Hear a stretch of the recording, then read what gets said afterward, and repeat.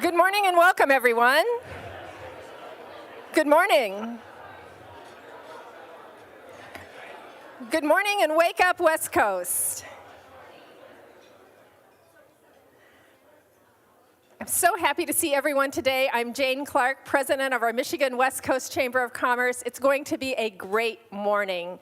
I want to say welcome to all of our in-person attendees, as well as our many special guests that are watching remotely today. We're so glad you've joined us.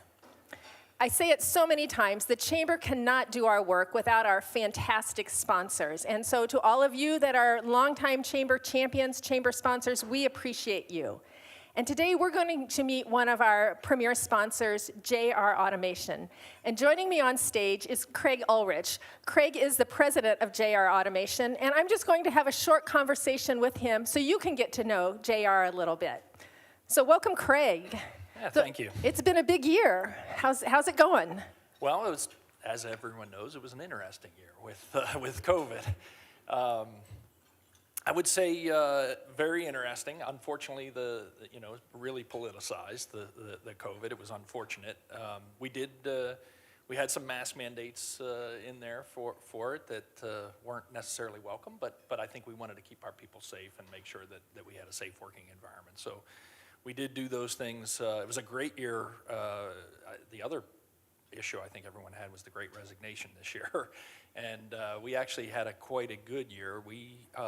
I think we averaged 50 people a month that we hired. We hired 600 people throughout JR over the past year. So, with Great Resignation and COVID being out there, I think we managed to still have a great year. That's wonderful, and we all got our fingers crossed that we've turned the corner and wonderful things ahead. Now, many of us watched in the media, you guys had a bad fire at JR earlier this year. You want to talk a little bit about that? How's it going? I don't know if anyone saw that. I think it made the news. It was pretty devastating. Pretty devastating to have a fire like that, but it was odd. We had a power failure that morning, so nobody came to work. And to that particular building, we have 11 buildings here in Holland, but that particular building, we called everyone, told them stay home that day. As power started to come back on, we had some type of surge, and it actually created the fire. So it was pretty unfortunate, but luckily nobody hurt. So I think that was number one. Nobody got hurt. Nobody was in the building when it occurred, and I think we got really lucky with that. That was the most important. I think the second thing is it's just amazing how people come together. That whole team came together. They're devastated, right? These are people that have toolboxes, and these are workers, right? These are people that was our CNC shop. So we had 27 CNCs in there, and all of our fabrication was in that building, and so devastating. All these guys have their toolboxes, and that's like their home, that toolbox, and they lost them. So that we were able to take care of all that and make sure everybody was happy. We had another building that we could move into quickly. I do want to thank. We had an outpouring from the community. Even our competitors called and said, "Hey, you can use our machinery," which is pretty cool, right? I mean, that was really nice that we had people out, make that kind of reach to us to try to make sure we were okay. We actually came up to speed very quickly. We were able to outsource everything that we would do in-house. We were able to outsource it relatively quickly out into the community. And then actually I think we're almost back in business. We got very lucky with getting some CNCs. Last year I think we ordered 2, and it took 6 months to get them, and we got about 5 CNCs I think in about 3 weeks. So really good stuff. Good. I'm glad to hear the recovery has gone so well. Yeah. Last question. You mentioned it. 11 buildings. I think you have about 2,000 employees in the area. You are known for hiring a lot of young engineers. Talk a little bit about maintaining corporate culture. Yeah. I'm a big. I don't know if anyone heard Peter Drucker's culture eats strategy for breakfast. I like strategy. But culture is I believe in that saying. It's really more important. So with that younger culture, or younger folks, really some of the culture that we're trying to build, one safety. What we do is can be very unsafe. You're using heavy equipment, heavy machinery, cranes. You can drop things on your toes. You can get hurt really easy in what we do. So safety is a big deal, and we talk about safety continuously, and that is part of our culture. Just talking about that, and then the family, I would say we want to be a family style group as well, right? And taking care of these folks that all the machinists that lost their tools, taking care of them and making sure that they were comfortable was a big deal for us. But really, we want our people to take care of each other, and that's the culture that we're trying to build. And if anyone knows safety and you know what the Bradley curve is, there's a couple different areas on this Bradley curve, and interdependent is where we're trying to get to. Dependent is where we are on the Bradley curve. Dependent is you have a bunch of roles in place for safety, and you have managers that enforce those roles, right? That's dependent. Interdependent is you have a bunch of roles, and everyone on the shop floor, everyone in the company helps with those roles, helps to make sure that those roles are followed. So if I see you being unsafe, I make sure that I tell you that you're being unsafe, not as a manager, as your fellow colleague, right? So that's the culture that we're trying to build. Well, it's wonderful. Thank you. You're a major employer in town. Appreciate all you do. Audience members, please join me in thanking Craig Ulrich.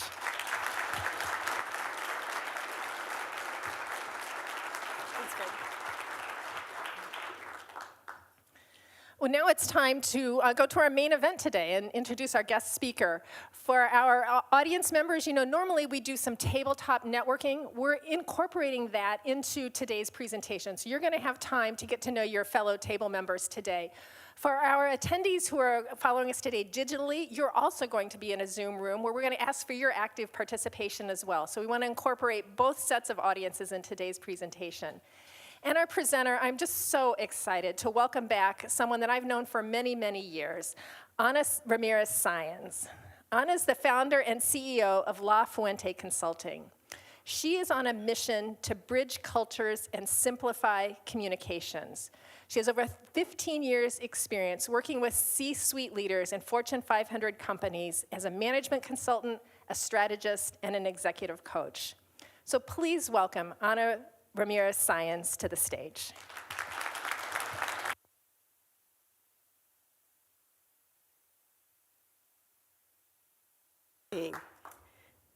Good morning. Buenos días. ¿Cómo estamos? Ah, mis amigos. Muy bien. Good morning, good morning. I am so thrilled to be here, and I'm coming home. And for those of you that are watching virtually, bienvenidos wherever you are. All right. So I am happy to be here. Thank you so much for inviting me. I would be remiss if I didn't do two things first. One is acknowledge people in this room who have helped me launch my career and my company. And those two people I have known for over 25 years. So I'm going to take just a minute to acknowledge Ann and Herb Weller. They have been supporters, they have been guides and coaches. So I just want to acknowledge them as friends.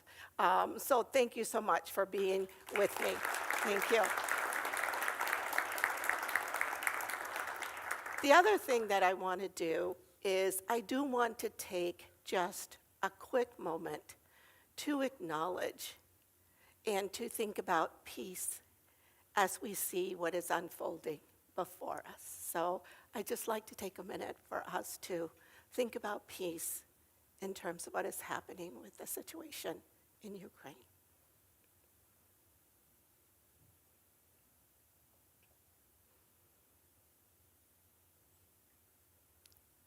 And one last thing is to all of our healthcare workers, all of our EMTs, and all those folks that are helping us through this COVID pandemic. Thank you. If any of you are in the room or know of someone, thank them.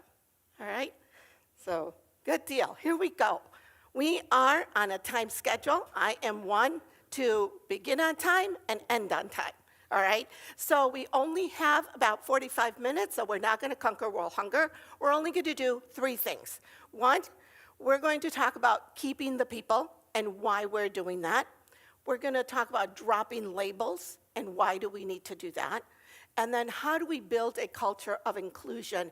And Craig alluded to that a little bit of how culture is so important to you. So those are the things that we are going to talk about.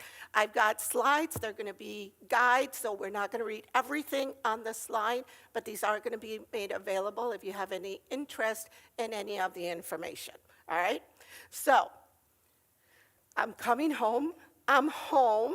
I am, I don't want to say a native of Holland, but I grew up in Holland. My family came to Holland in 1968.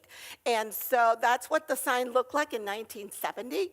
I went to Washington Elementary School, and now they are condos. So as I drove by last night, I'm going like, that's my corner 6th grade classroom. What happened? And then I went to EEFL, which is now a child care center and something else, those 2 buildings. That's my mom in front of our house on 14th Street. She was so proud when we bought it, renovated it, and I took a picture of her. And then, yes, that's me. I was in the marching band. So let's move on, all right? So I got a little nostalgic last night driving around. I drove all the way up to Holland High School, and I'm going like, where's the Oval? What happened, So I got a little teary-eyed going down memory lane, and then I began to think about what has happened here is amazing. It's completely amazing because although there are still some iconic places in Holland, much has changed. And the people have also changed, but the values remain the same. So we're going to talk about people and why this is so important of keeping the people, all right? So who are the people that we want to keep? And who are the people that we want to attract? So real quickly, all right, we just finished the 2020 census. The census indicated that West Michigan was experiencing the highest growth, even though overall our Michigan population decreased by 3%. However, when you look at West Michigan, all right, and the composition of West Michigan, we've changed, right? We've changed. So you can see the numbers of how we are growing. So if we are growing and we are attracting people to come here, how do we keep them? And how do we continue the growth? I'm astounded by how many people you've hired. So I have lots of questions about how you've done that, how you've integrated them, and so forth. But when we think about this, think about the opportunity that we have. We've been talking about the Great Migration. Everybody's talking about it, all right? And then we have the opportunity for a great transformation. And we do. We really do. And so when we talk about transformation, we have to talk about the composition of people in general in the United States and what our workforce looks like and how that workforce is changing, all right? So when we look at that, we see the composition of the workforce is before us, and it's going to continue to change. And as you can see, you always have a bell curve, and in the middle is the sweet spot. And that sweet spot is the millennial generation. All right? Hey. So it's that millennial generation. And this is really important. This is really important because we have to look at where we are today and where we are in the future and how that affects what we do, how we do it, and how we work with each other. All right? So when we think about that, we think about refocusing the conversation of diversity, equity, and inclusion. This is just an abbreviated timeline. But when you think about where D&I started, where we are today, and where it's going, we need to be mindful that not everybody thinks about DE&I in the same way, right? They don't think about it in the same way as how we look at history and where we are going. It's really, really important. So think about your organizations. Think about whether you are starting to think about diversity, equity, and inclusion, and whether you're at the D or at the I or at the E, right? And think about that generation of millennials, whether they think about diversity, equity, and inclusion in the same way as traditional boomers and Gen Xers, right? And then the employees that are coming after them, that are the digital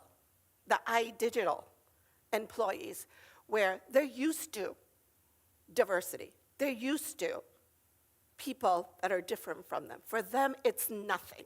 For them, it is an expectation that you are already diverse. And now how are we going to work to solve business problems together?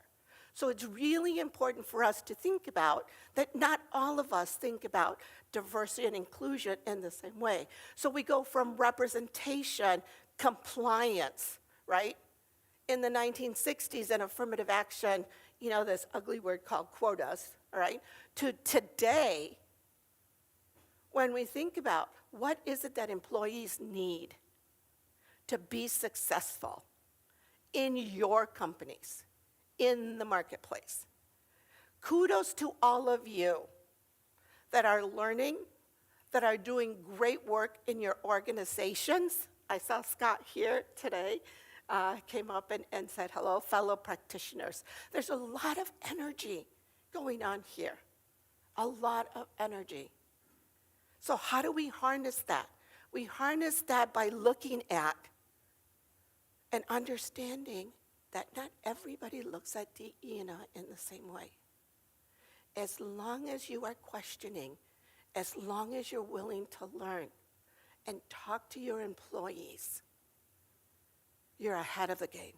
So this is important because we need to refocus the conversation. I had somebody tell me when I did part of this presentation, and they said, well, Anna, I'm just getting started, and you're telling me I got to change. I said, but now is the perfect time to begin to ask those questions.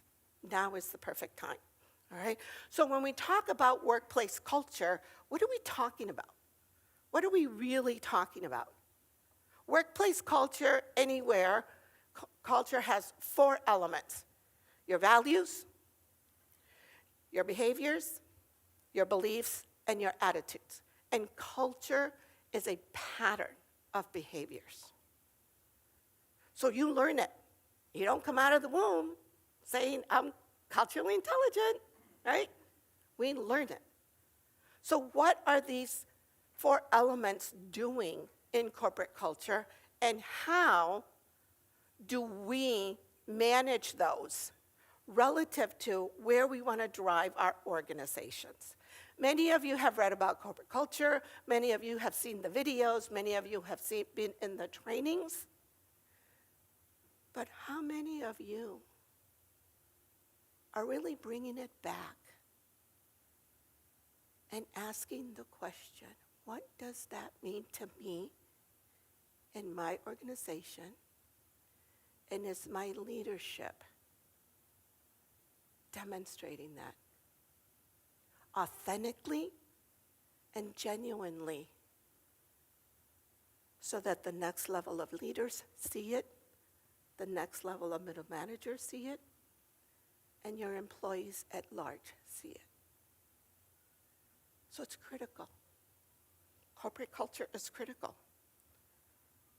There's many layers to corporate culture, and you all know purpose and values, norms and behaviors, communication and collaboration, recognition and contribution. I'm going to go back to the millennials, right? This is really important. They want to contribute at a values level, not a quantity level. So is my contribution being recognize and adding value to business impact. So it's really, really important. And are we all working for the same common goals, right? So we talk about expectations, all right? And the study that is really, really seminal to this work is right here, and we will make that available to you, but it really distinguishes the expectations of the workforce, all right, and how that has changed. So when we look at the non-millennial category, and I love demographers, right? They help us to understand this, all right? You can see the differences. You can see the differences in focus. And if we, as CEOs, as directors, okay, as D&I, cultural change agents, don't recognize this, I'm helping you, right? Because we need to understand that the expectations are different. And I grant you, totally grant you, where you are in your journey and what you can and cannot do. But I will submit to you that whatever it is that you want to do, that it needs to be with purpose, followed by strategy, followed by metrics, okay? And followed by monitoring. How are we doing? Because that's the expectation right here, is am I contributing? Am I adding value to this organization? Or is the organization still working through where they are in your journey? And we need to let those individuals that are progressing and want more to be able to contribute more. So this is really fundamental to corporate culture, all right? So when we talk about dropping the labels, all right?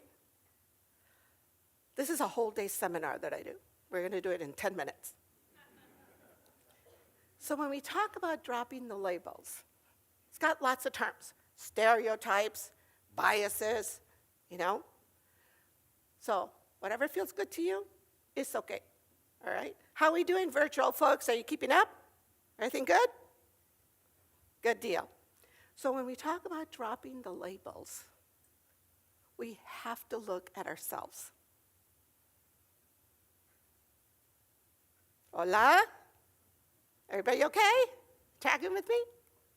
We have to look at ourselves first. And how are we understanding those labels? Okay? Are you seeing Anna? Or are you seeing what you want to see? Are you seeing your expectation of who I am? I do lots of conference speaking, keynotes, and so forth across the country. And I hand out my business card, and sometimes I'll get calls, and I'll answer the phone. And may I speak to Ana Ramírez-Sáenz? This is Ana. May I help you? Click. Or, hi, I'm looking for Ana Gonzalez. Are you looking for Ana Ramírez-Sáenz? Click. What's happening? What's happening? I asked that once to a caller that heard me speak at a conference. And they said, truthfully, I expected you to have an accent. Isn't that interesting? Isn't that interesting? So this is Anna, but who do you expect? Who do you have in your mind? Forget the majorette and the baton, right? The blue out, forget that, right? All right? So this is what we're gonna do. It would not be a La Fuente session without an activity. At your tables, all right, you're gonna have 5 minutes. And I don't know if you have something to write with or not, but I would like you to talk about what are some of the labels that you have heard? What are some of the labels that come on, we got to be real, that we've used? Que no? Que no? The answer is yes. All right, que no? Yes. Virtually, do you guys get that? Stay with me. I'm glad to have you. All right, so at your tables, you're going to talk about those labels. All right? We're going to give you 5 minutes. Here are the rules. 1, everyone participates. 2, you all hold yourselves accountable to ensure that everybody participates. And then you're going to pick a spokesperson. Everybody got it? All right? And in a minute, we're going to get a volunteer. So I have 8:33. You get 5 minutes. Ready? Go.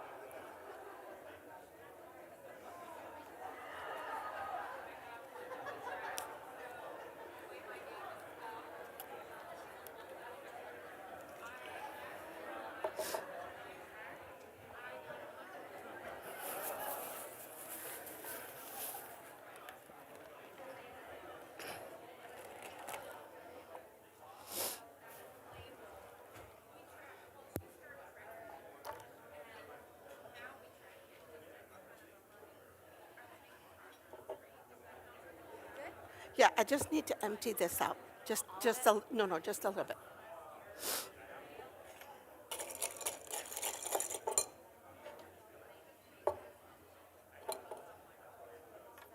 Okay, perfect.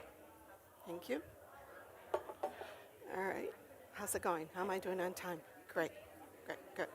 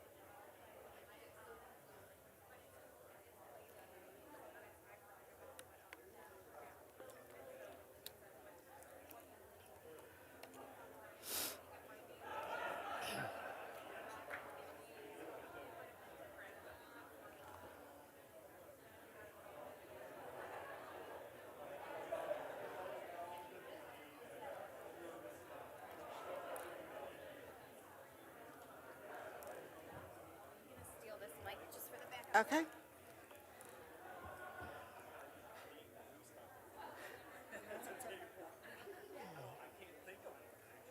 Excuse me, can I have that napkin on the table?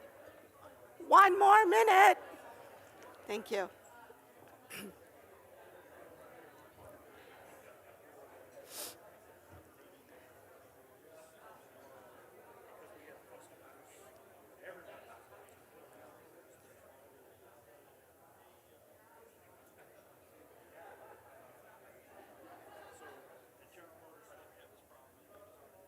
Online folks, how we doing? Okay, we got 1 more minute.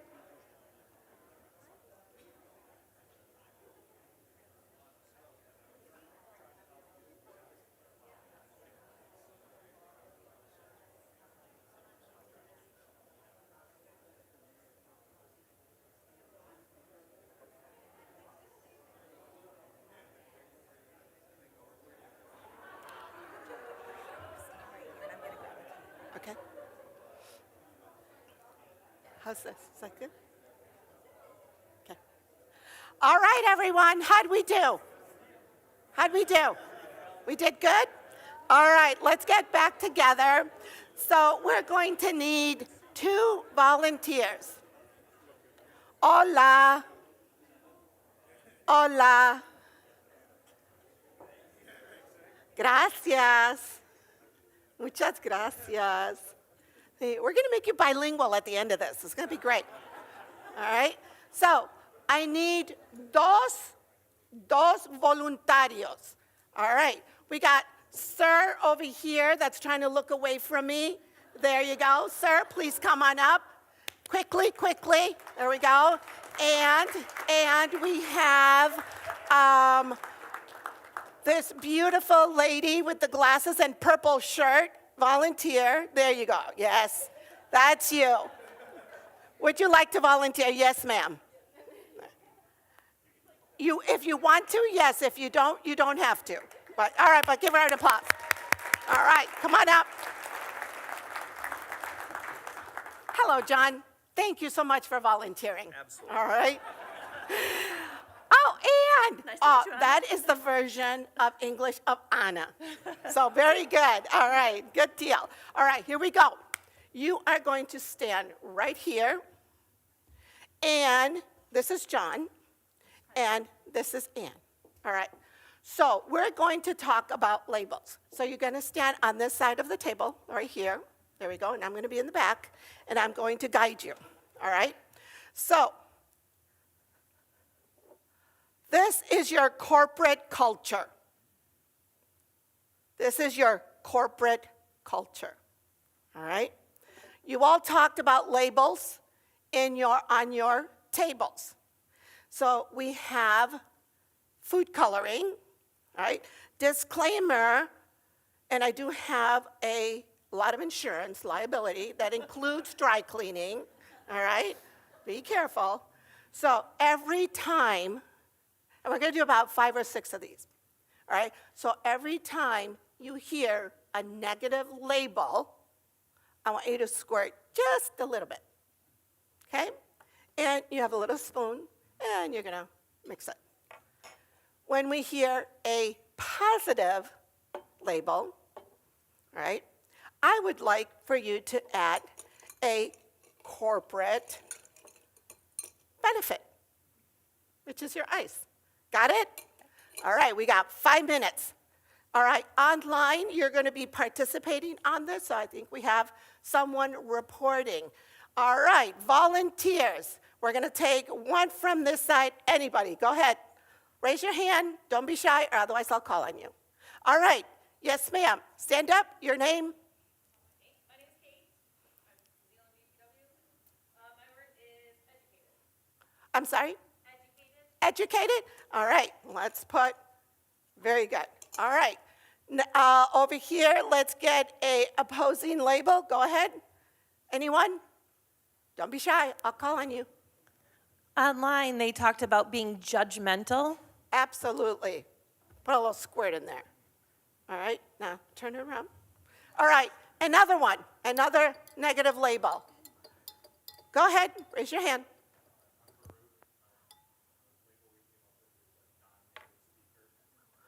Okay, now did you talk about that in a positive or in a negative? All right, there you go. All right, one more over here. All right, anyone? Yes, go ahead, please. Ah. Ooh. We're going to hold off on that one because I'm going to come back to it. But thank you. All right, do we have our friends online? About being stereotypical. Okay, so here you go. Put a little bit. All right, over here, anyone? Any other label over here? Don't be shy, I'll call on you.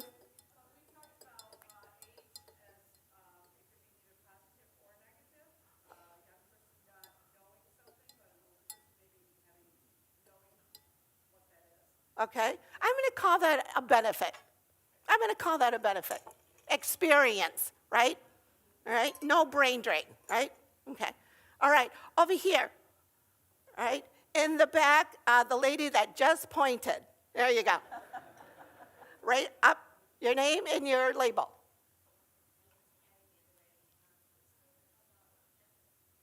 About? Okay, in a positive or negative way? Both?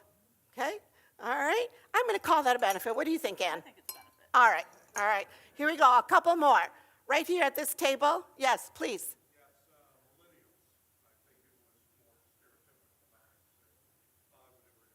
Okay, all right, we're gonna hold off on that one too. All right, come on, you know, like West Michigan Nice, come on, let's hear that. Let's go, yes. We talked about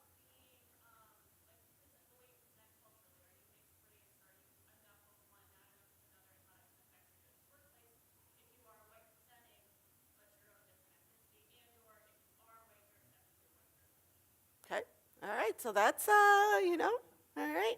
All right, let's get a little bit more to the edges, guys. Come on. Because we know them, all right? We got to get real. All right, over here. Anyone, please. I'm sorry. Too emotional. Negative? Yeah. All right. Choose a color. You go for it, John. Big old squirt. There you go. All right. All right, who else? Over here, this table. We got room for 2 more. Anyone on this table? Anywhere? Yes, ma'am. Go ahead.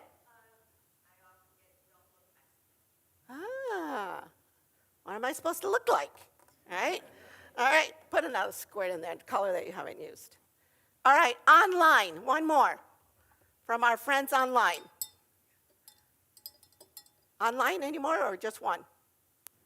They talked about being resilient as a positive. Yes.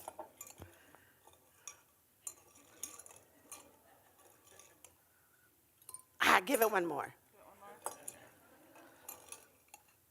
All right. Thank you so much. Applause for Ann and John.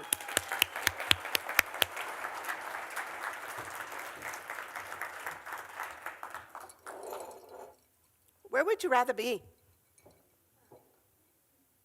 Where would you rather be if it was a corporate culture and you had to decide? You want ice. You want Benny's. Absolutely. Thank you, Kelly. Right? Kelly. Anyone else? Where would you rather be and why? Think about it. Do I want to be here, where my culture is transparent, where I could see clear benefits,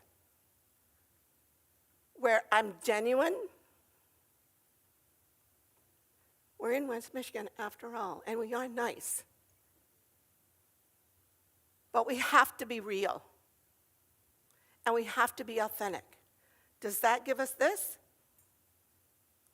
Or does it give us that? Right? You decide. You are in charge. You are in charge about the benefits that you want to put in your culture. Did that make a difference? Are they wasted benefits? Because you can't see them, but you know you're pouring them in there. It's an investment. It's your margin. Are you taking away from your profitability? Are you taking away from the contributions that your employees make? Can you see them? Hard, right? So, when we think about our corporate culture, and we think about our investments, our benefits, our people, where would you, as a business owner, hiring 600 people, losing 20, spending on average $10,000 to $15,000 to hire, to recruit, hire, train, and onboard an employee in your organization, only to have them leave in less than a year. I was doing an exit interview with a young lady, 26 years old, fired up, MSU MBA grad in HR, fired up. Got with this company, was there a year because she found out that this is where she was. And she wanted this. So, mis amigos, if we don't start being real about where we are, okay, we're going to continue with this great resignation. I know where I grew up. I know that I received a relentless work ethic. Sorry, you just got to give 150%. That's your beginning. I was taught and given an unwavering faith. Go back to it every day when the going gets tough. But I was also given a strong identity of who I am and what I can contribute. And these labels, I decide. I decide that I'm Anna, and I'm going to help you if you're willing and if you're interested in knowing who I am. See? ¿Estamos online? Are we good? We're going to fast forward to, so what do? How do we build an inclusive culture, right? How do we do that? We got to dare to see the individual, okay? We have to understand how we're making decisions, okay? And not gloss it over that, oh, Anna, you're the exception. You're not like them, right? And provide a safe space for this important conversation. This important conversation, right? You guys, you got to keep it simple. These are complex issues. They are at every level. They're multi-level, they're multi-sector, they are complex. They don't have to be when we start in conversation. When we start in conversation. Acknowledge, value, and respect all. That means all y'all. I learned that in Texas. Y'all is you. All y'all is all of you. See how much language you're learning? It's amazing. All right? Leadership drives the example. Okay? We talked about sincerity. All right? When somebody asks you for feedback, respect that. Because it takes courage to ask for feedback. It takes courage. So handle it gently, but authentically, okay? Am I as a leader demonstrating my corporate purpose, my corporate values? Because if I'm not, guess what? Ain't nobody else is. Because you set the tone. You set the tone, okay? Acknowledge who's in the room. If somebody's missing, who is saying, oh, wait a second, was Anna invited to the meeting? Her input is important to this project. How come she ain't here? She had da-da-da-da-da-da. Well, who is going to keep her updated? Who's going to send her the notes? Who is going to do this? Who's going to do that? Yo no sé. See, you're bilingual already. It's you. You. That's called accountability. Right? Craig said, we want to have people have their backs. We want them to have each other's backs. That's what inclusion is. That's what inclusion is. All right? And then finally, are we recognizing the value in contributions, right? That is becoming inclusive. And some of us fear it. We don't need to. We're people. We care about each other. All right? I'm from West Michigan. Everywhere I go, they ask me, so where are you from? Oh, I grew up in Holland, Michigan. No, Where are you from? Like, Holland, Michigan? No, where were you born? Ah, all right, now we're getting somewhere, right? But if I say I'm from Holland, okay, and we have this West Michigan nice, we got to come to terms with what that is, guys. We really do, all right? So, I have 8 minutes. First of all, thank you so much for having me here.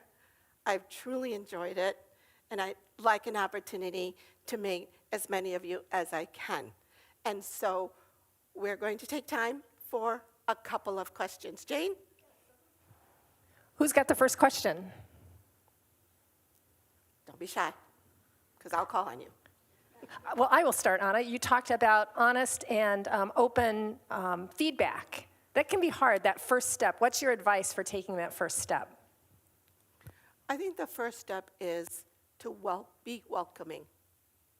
If somebody says to you, I need to talk to you, don't do this. Don't look at your phone. First thing you do is you put it down and you acknowledge them. You build a welcoming environment so that they can get comfortable with you. And you are demonstrating that you have the full attention to listen to them. Simple, right? Because people want to know that you're present in that moment and that all you care is what they have to say. And then they'll open up and listen authentically. You may not have the answer, and that's okay. It is okay to say, thank you for opening up. Thank you for letting me know your issue. I need to think about it. Or if you have a response, provide that response. And always remember, the person that is coming to you is being courageous for asking for feedback. Brene Brown talks about vulnerability. They're being vulnerable. Does that help? All right. Questions? Yeah, Mike. What's the solution to West Michigan nice? The one that I use is, yes, I'm from West Michigan, and we are nice people. But there are realities, and I don't hold back on those realities, right? And I'm going to be nice and authentic because you're a human being. But I owe you a truthful response. I owe you a clear answer. And I owe you the opportunity that says, we're not perfect. We're not perfect. But we are welcoming. That's how I handle it. Does that help? Right, thank you. Well, we've come to the end of our time today, Anna. Thank you so much for spending time with our audience. Welcome back to Holland. Thank you for your great insights. All right, thank you, everyone.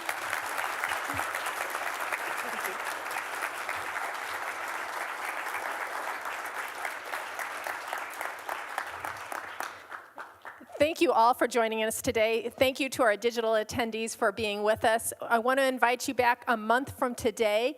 Our speaker in April will continue our theme of leadership and talent development. We're going to be welcoming one of our own Hope College professors, Marcus Fila, in to join us for our conversation that day. Have a great week. We'll see you a month from today. Bye-bye.